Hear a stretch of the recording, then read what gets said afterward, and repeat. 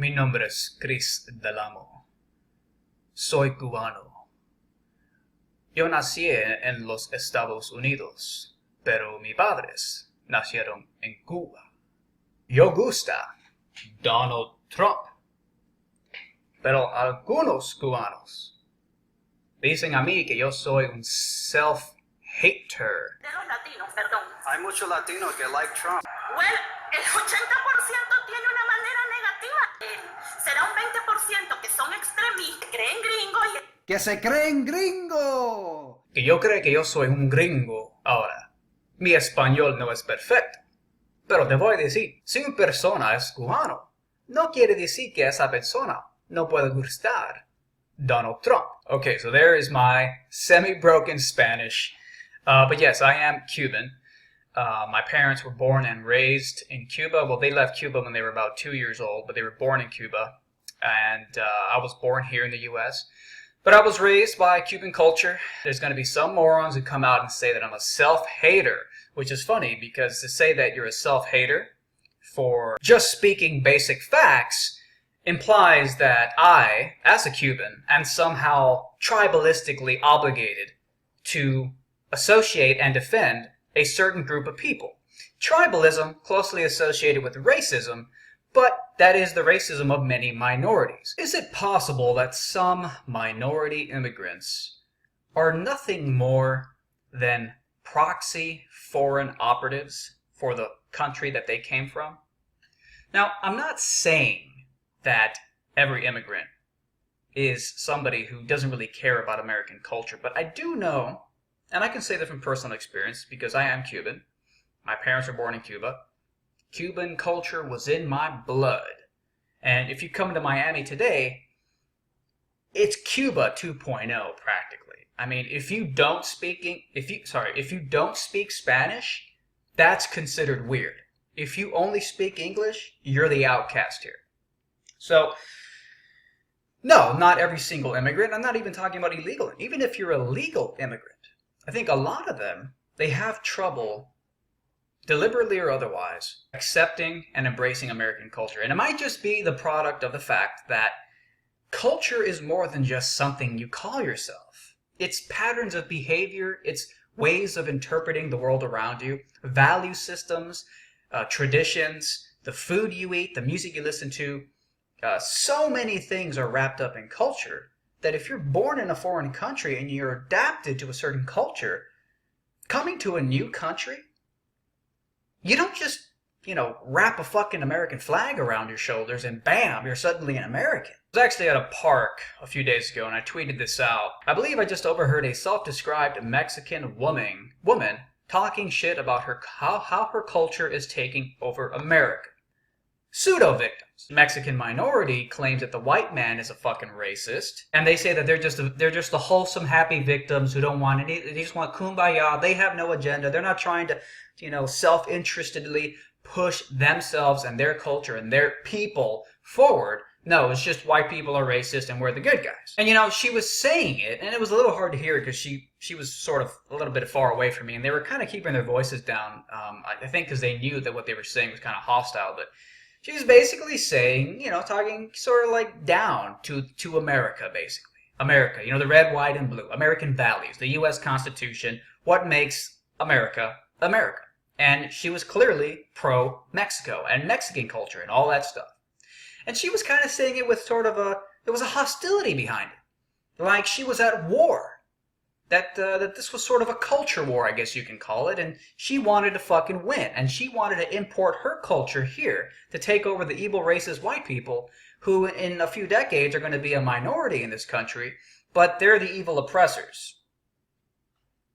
Okay, right. So, it's just disingenuous is why I'm making this video, because I don't think that every immigrant is necessarily some happy-dappy angel who loves America. So that inspired me to release a bunch of tweets. Here's some of them. If you applaud your culture taking over, you're basically a tribalist. You're no different than the colonialist you bash. Stop playing victim. And I put another tweet out. They play the victim to guilt you into sympathy so they can take over. They're no different, except they pretend they're victims. And the final tweet of absolute relevance was, if you have to neutralize your enemy by playing the victim, what you're really saying is that you're inferior, not a healthy mentality. And that is the truth. And it's sort of a sad thing when the people who claim to be minorities and claim to be fighting against racism are pushing forward very racist platitudes, very racist thinking. And it really brings this point home. Just because you became an American citizen and you pledged allegiance and you wrap yourself in an American flag doesn't mean that you actually care about the culture that you've come to. You come to America because America is apparently a very prosperous country. All right, that's not necessarily the case anymore, but what made America great, and damn, I don't want to sound like Trump, but hey, I guess Trump speaks the truth, hence it's accurate to say it. And in a way, I wouldn't really give a fuck if one culture starts taking over another one. Because in a way, I do kind of believe in sort of survival of the fittest. He who works hardest deserves the most. And I think in this country, what happened was that people became so wealthy and prosperous that they put their guard down.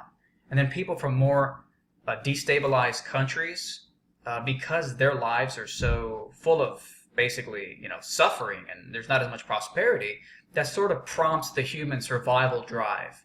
And they become much more competitive. And I think that's what's happening now. So I believe that, I do believe that there's a meritocracy, that there should be a meritocracy. If you work hard, you should reap the benefits of your hard work. If one culture is more dominant and successful than another one, then usually I think that culture deserves the fruits of its hard work and its competitiveness. The only issue I have here is why do you have, it goes back to the tweet.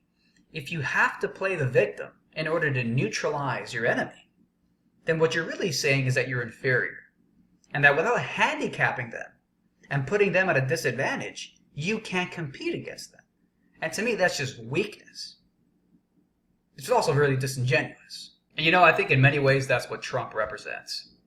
He represents people who represent American values and culture, basically tired of being trampled over. And that's one of the things I like about it the most. It's the end of the double standards. If you have to neutralize your enemy by playing the victim, it basically means that you can't compete with him. And it's kind of pathetic. So I feel like, that's what he represents. He represents a sort of a wisening up of people, where you have a flood of immigrants playing the victim, saying that you're the racist, when they're the tribalist, who are literally, they oftentimes hate your guts, but they're going to play the victim to trick you into putting your guard down, and then they're going to come and they're going to stab you in the back. And that's what Trump represents. He represents the end of that shit. He represents the end of the double standards. And again, if you have to rely on double standards to get ahead, it's because what you're basically saying is that you're lesser. And, it's pathetic. So there it is. Link to this shirt is below. Link to this shirt is below. Thank you for watching. If you want to know how I get this beard looking so goddamn sexy, well, number one, how I do it is you have to go to a barbershop, go to a trained professional who knows how to handle the extension of masculinity, otherwise known as beards. The second thing I do is I joined Dollar Beard Club. Dollar Beard Club, $1 a month. You get fantastic beard products. Mine came in the mail about 2 weeks ago. Here's the beard oil. Smells fantastic. I put it on my beard about once a day. I use it to kind of sculpt it, but it also nourishes the beard, makes it softer. And of course, all of this is just for $1 a month. I also got the very cool beard comb, which I also use, by the way, to maintain this incredible beard. Beard oils, beard combs, and much more. Guys, check out Dollar Beard Club. Click the link below.